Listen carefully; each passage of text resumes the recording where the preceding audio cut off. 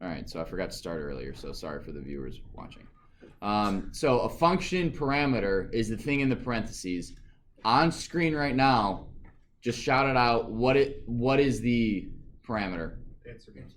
Answer number. Yep. So what this is saying is that our get answer function, whatever it's doing, it has to have a variable passed to it, regardless of what it is. It could be a string, it could be a number, it doesn't matter, but it has to have some sort of variable. You could just type in a number as well. It doesn't have to be x equals 5, get answer, parenthesis x. You could just put get answer 5. But, so what this is doing, this is actually an 8-ball. Right, you guys remember the magic 8 balls? Yeah. So it was, you get a random answer based on a question, and so this is simulating it. So if the answer is 1, it's certain. If it's 2, decidedly so. 3, yes. Reply hazy, come again, concentrate, no, no, no. You notice that there's 9 answers. 3 are positive, 3 are neutral, 3 are negative.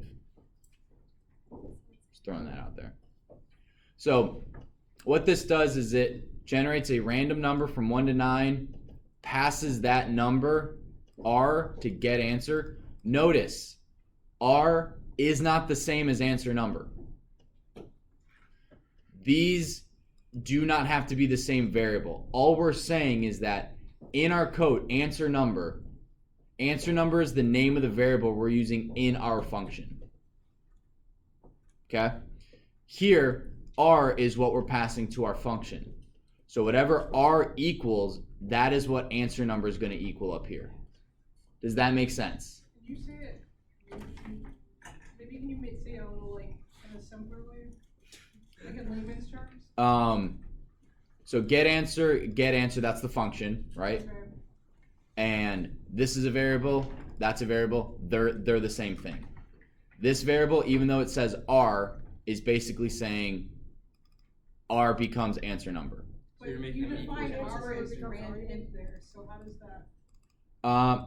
Okay, so let's say we're playing football. I call it a pigskin. Zeke calls it a football. I'm throwing the pigskin to Zeke. Zeke is catching a football. Is it the same object? Is it the same thing? It's just called differently. So R here equals random int. Yes, it's a random number, R, and we're saying we're throwing R to get answer, and get answer is going. All right, R is my answer number. So answer number is what I'm going to call it because that's what I do. Can you make a simpler example of that, like that whole system? What do you mean? Like a simpler example of what you just did right there, where you have get answer and you have like something defined and all that. I mean, the easy thing would be to make this answer number an answer number, and then it translate like.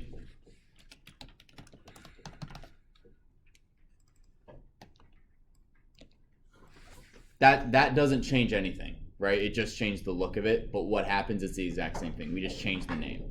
Does that help, Chris? Does that help? So what we're doing, answer number is this. We're passing answer number to get answer. Get answer is then evaluating answer number. I got it. But whatever's in here has to match what's inside of the function. And if it's not the syntax here? Yeah, you'll get something's not defined. Yeah. So if I have this as X and everything in here is answer number, it's not going to work. It's going to say X is not defined, or it's going to say answer number is not defined. So if you have, so like what is the get answer? So that's just telling. Get answer is the name of the function. Okay, so you can name whatever you want. That doesn't really matter. Yep, that's just in the book. That's what it was called. Okay. Libby? So basically, answer number is the random integer, and then it just says whatever the random integer is. Yeah, so when we run this, all right, so very doubtful.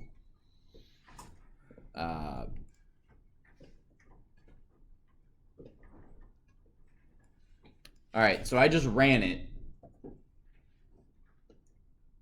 I don't know where I was going with this. Does anyone have a question they'd like a magic 8 ball to answer?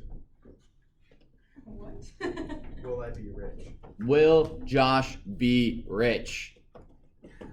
Yes. Hey. You're gonna be rich. The Magic 8 Ball program said so. So that's just what it's doing, right? You ask a question, run the program, and it gives you an answer, just like you did with the Magic 8 Ball.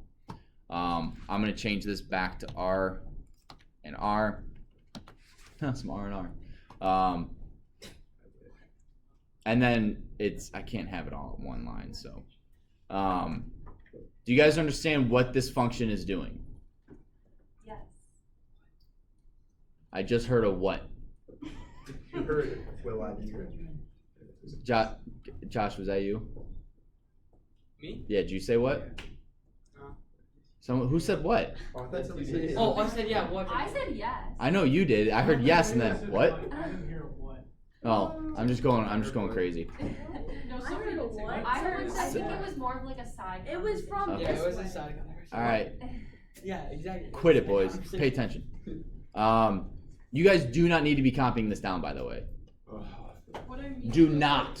I was like, man, I really don't want to. Do not be copying this I was down. like, this looks rough.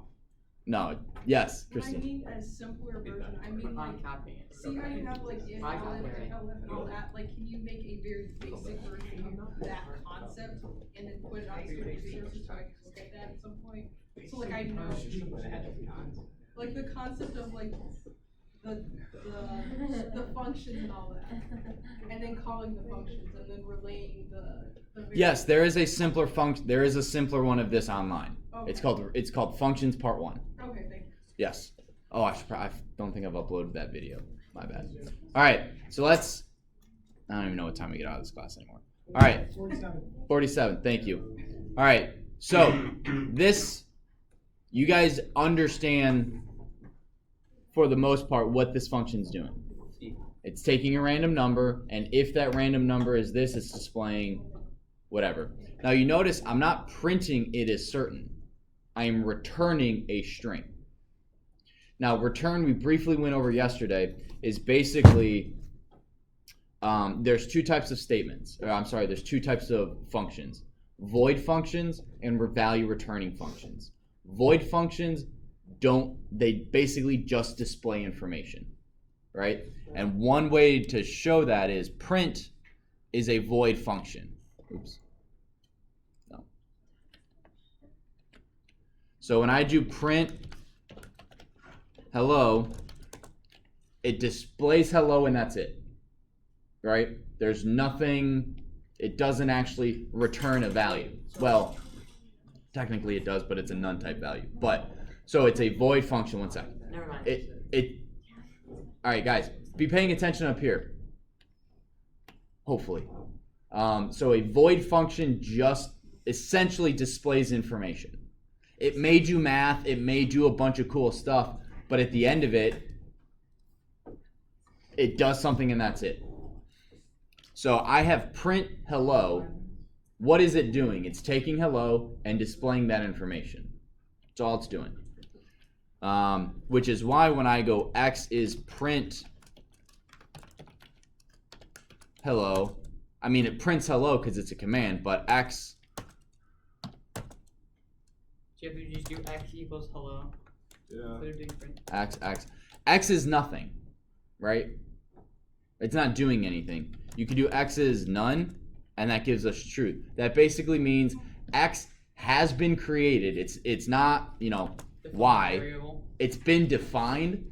It's just its value is nothing. Like it's literally nothing. Not a blank string, not a string with no spaces. It's not zero, it's not a true, it's not a false. It is nothing. Yeah, that makes It's just there's nothing there. So if you do x equal y, would that come as true? No, because y is not defined. But if they're both nothing. No. Y does not exist. Okay. X exists, but it is nothing. Because you have to It is define. always equal to nothing. Okay. Actually, Yeah, it's a none type. It's null, it's void, it's nothing. So like. But it exists. Y does not exist at all. Okay. Yes, and then you. So if I put box and I said box equals none, it'll say true. If I type in box equal none, box isn't defined. So none isn't none is a attribute that says nothing. It's not 0 because 0 is an integer. This is nothing. This is null. It's void. It's a vacuum. There's nothing there, but it exists. Whereas box or y, it hasn't even been created. It doesn't exist. It's not defined. X is defined as nothing. Y doesn't exist. Does that make sense? So at the end of a function, by default, at the end of a function, let me open up function. Oh, it's functions part 2.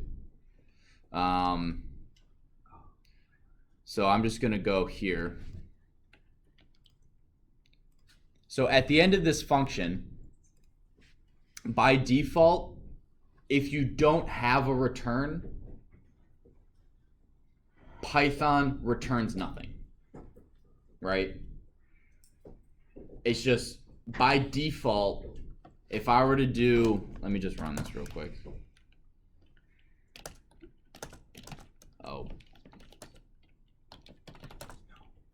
Oh gosh, all right, Command C. So if we do whatever,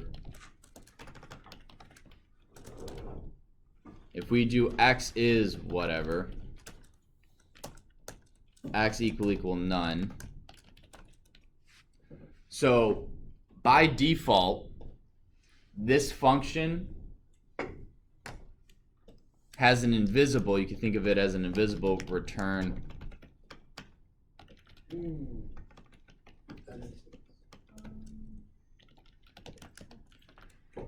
So when I run this, same thing's gonna happen. If I do whatever, works. I throw x equals whatever, x is none, true. So you can think of it at the end of every function you create, there's this return none. And none is null. So if you None is wanted nothing. to continue forever, then you said return, but No, no. no. So that is a void function. Okay? By default, your functions are void functions unless you return a value. None is not a value. So return, so then when we do return or hi, whatever, and we run this, we still run whatever, it's returning the value that we create, but x is none. Oh wait, hang on, I forgot. X is whatever. Oh, well that return disappeared. The high disappeared. And now if we do x is none, well that's false. What does x equal? X equals high. So what it does is that it will return a value that you then can set to a variable. What does that mean? So whenever you use like this equals false, it'll just take return and then use whatever's in that. as the No. variable. No, I don't understand your question, but I think it. When you do the thing or something, like you just need to be more specific. So if you say if something is equal to true, well, what is that something? If a variable is equal to true, well, it depends on the variable. So with that sort of question, just try to be, if you can, if you're like, what, something is equal to false and that's nothing, but that's true. Like that makes no sense. Call me out on it, but if you could try to be a little more specific with, instead of using like something or whatever, and this is not just for you, obviously, this is for everyone. If you're like, something's equal to what? Like, just try to use terminology I've used if you can. So yes. So if, say in our damage taken function, if we return health, would that mean that the next time the function is called, whenever health is referenced in that function, that it will use that value? That's how we got it to work, yes, because we returned the value. So I'll get to that. So when we do, yes, Livy. I'm kind of confused how you got it, because you said x is equal to whatever, and then x showed up as high. Yes, I'm getting to that. So because you have Because- return equals high, Because in here I return high. so if you put return equals like what's up, Not return equals. It's return space return is the thing. Wait, Yeah. why is How would you return- make Well, hang on. One question at a time. So whatever you put return as, it'll fill in the blank with what's on the what is it? Can you run it again, please? So I need to cancel. Where's the type of damage?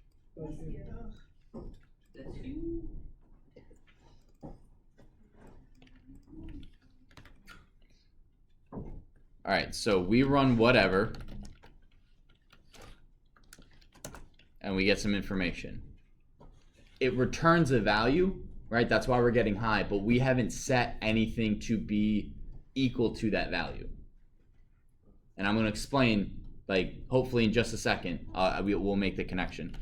If I do x equals whatever, we do not get that high. We do not get this high right here because x is equal to whatever is returned.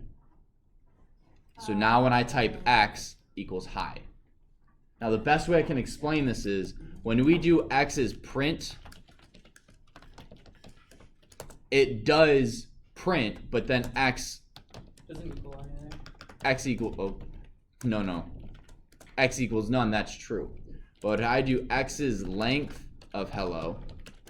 Hello is a value returning function. Do you guys remember length? It just, what it does is it takes whatever's in there and it tells you how many things are in hello. So we'll get 5. So when, oh, hang on, so when we run length of hello, we get 5. Just like we did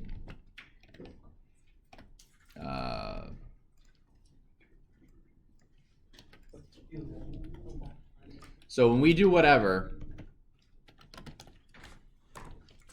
we get high. If we do x is whatever, we just get x, but x equals high. When we run length of hello, we get 5, and we do x's length of hello, we don't get anything until we run x.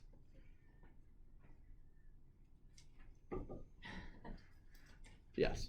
So how would you make it? It's not like super clear, but how would you make it so there wasn't string showing at the high? You don't.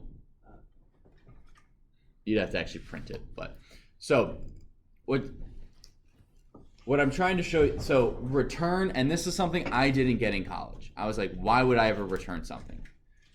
The reason is the function you are calling creates something essentially. It figures something out and you want to use that output.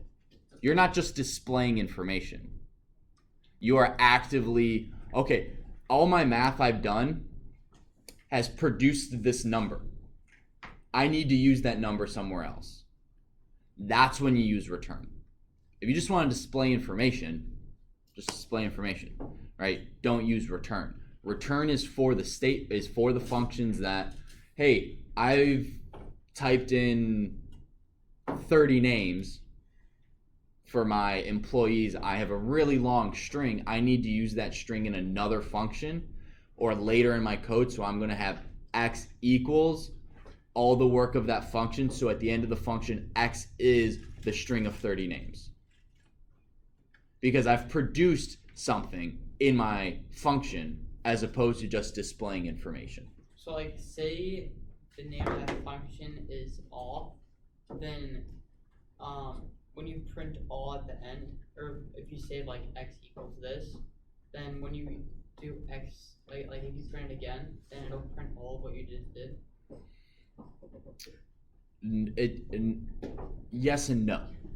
So if you have a function named all, and that does all of your work, right? So we're gonna have a lot of syntax errors, but so x is all. Well, all is apparently something. So all is the name of your function, right? That does a bunch of stuff. Okay. Every time you call all, if it doesn't have a return, if you don't have return something, it just will display information, and it's kind of like saving it, right? I'm taking the information in all and I'm saving it to this variable. So you put return all. No, you don't return the function name. You return a variable. Does that make sense? Yes. Because if I were to say, Caleb, what's 5 times 2? 10. Okay, I'm returning Caleb. No, I'm not returning the thing that did all the math. I'm returning 10. Your answer is 10. Here you go. As opposed to, hey, here's Caleb. Wait, what? Can you do that? I'm pretty sure that's how you do recursion. Right now, that doesn't exist. Right? Just forget it. Recursion, yeah. So we're using a function. A function uses itself until a certain point. So we're sort of making your code more like automated, so it can like give a result to you and then you can use that result to do something else. Yep. Okay. Yeah. What you're doing is you use a function to do a bunch of math to then give you a number to do more stuff with. That's what a function does. Function is just code that you can then save and use later, as opposed to having to rewrite it all the time. And a function, return, allows you to take all the work that function does and use it somewhere else. Does that make sense? Yeah. Okay. This will make more sense the more we use it. So again, your homework is not based on this. We're gonna spend another day or so, maybe spend some time tomorrow in class working with return.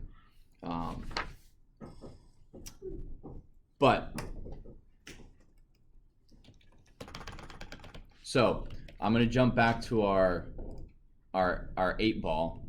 So this returns it is certain, right? If x is 1, and it prints fortune because fortune equals the result of this.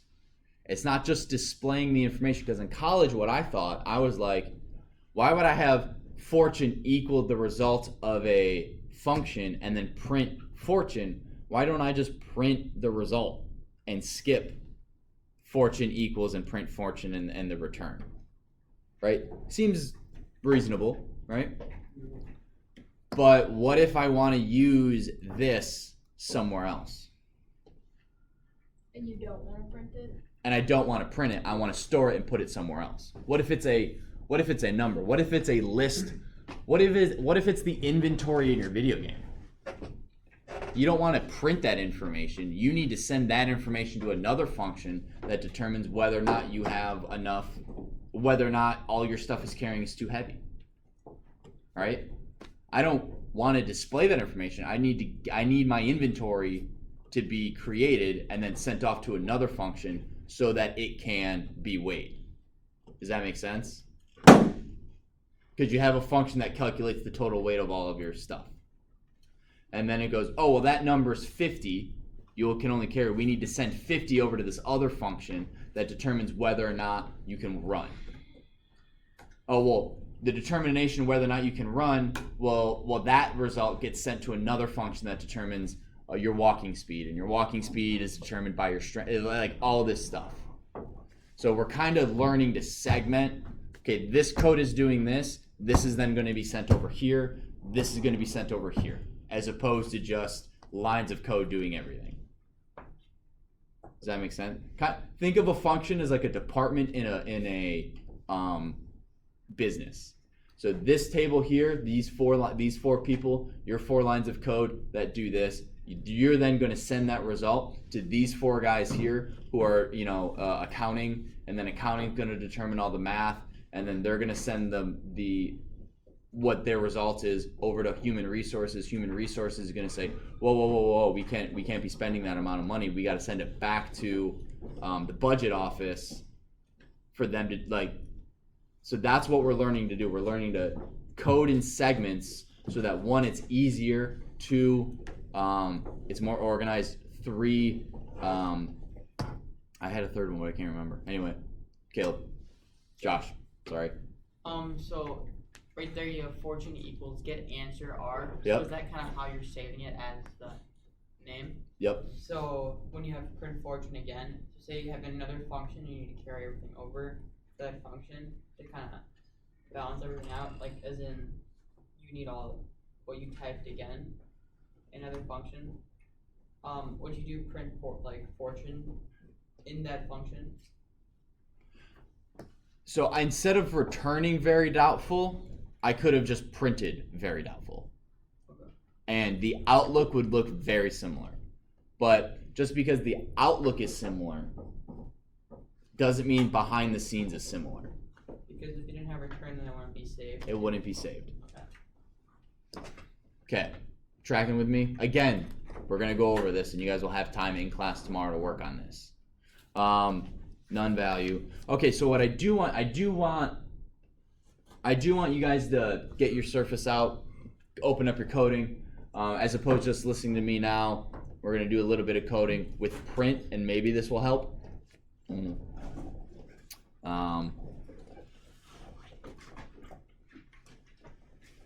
So far, when we wanted to print multiple things, we have printed, hello, plus str of x plus times or whatever, right? So we've always had to print the string of something, or we've had to print x, right? Right? Yeah. What if I don't want to stringify this? All right, because I don't want to have to remember to put a space there. Oops, I can't. I don't want to remember to have to put a space here and stringify this. Isn't there something simpler? There is. What you can do is you can print hello, comma, x, comma, time.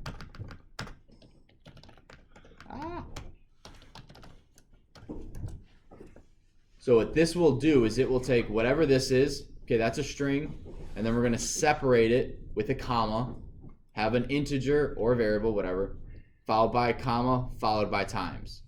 Notice the output of these two is the exact same. This one's easier to type. So unless you have to, like, let's say the only time you would need to have a plus string is if you want to have a string directly next to an integer. You're like, well, when would you need that?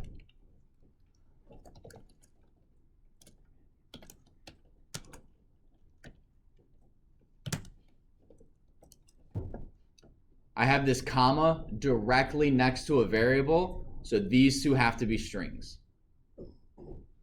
If I want a space in between it, that's okay to use a comma. But if I don't want a space, I have to use the plus sign.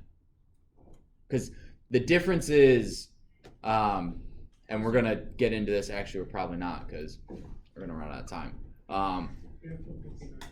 Till 59? 49. Oh, I got 5 minutes. Yes. So you can use either comma or plus. Either one. Now there will be, pay attention to this, on quizzes and tests, I will say your output needs to look exactly like the answer, like the example. And if you don't, you lose points. But what it will be is it'll force you to do things like this. Is you'll have to have a comma next to a variable, you'll have to have an exclamation point, you'll have to have this or whatever, and all it's showing to me that you understand at what point when you need to use the comma, one point you need to use string plus. So hang on, Matt had a question. I guess the computer doesn't see them as like identical things. No, a string and a variable are two different things. Well, a string and an integer. The comma and the plus. Comma and the plus are seen as totally different things. When we do a plus, what we're doing is we are creating one element. That is essentially one argument that we're passing to the print function, right? Because if I do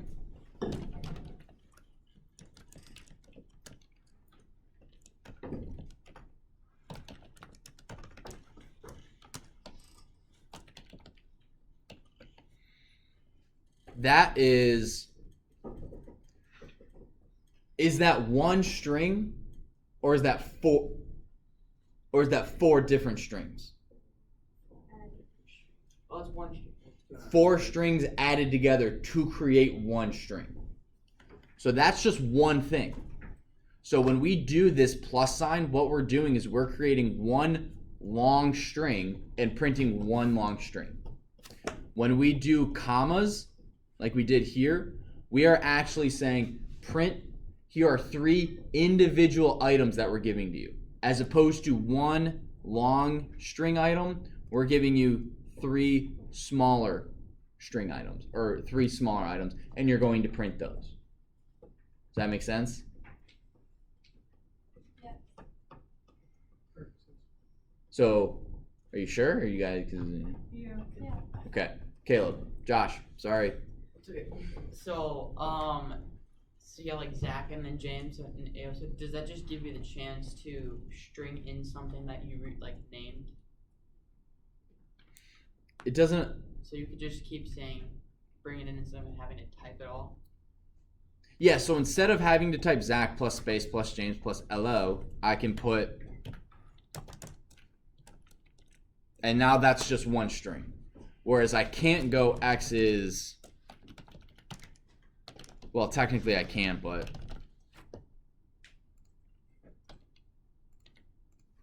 does that work? Yeah, because it's actually a set and a tuple, but ignore that. So this is one big long string that we're passing, as opposed to 3 individual things. And just ignore that this works for now, because we'll get to that later. So last thing, you can also tell Python that the commas don't represent spaces, but to represent something else. So right here we're gonna get, oh darn.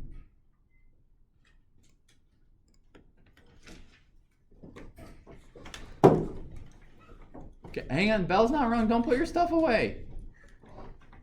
You, next time, get your stuff out. So instead of having the comma represent spaces, you can have it represent any string you want.